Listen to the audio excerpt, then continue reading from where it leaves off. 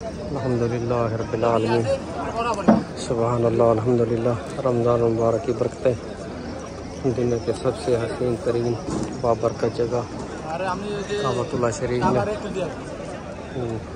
इफ्तारी के बाद के मनाज़िर, सुबहानल्लाह। अभी कुछ ही देर में नमाज़ मगरिब की जमात होने वाली है।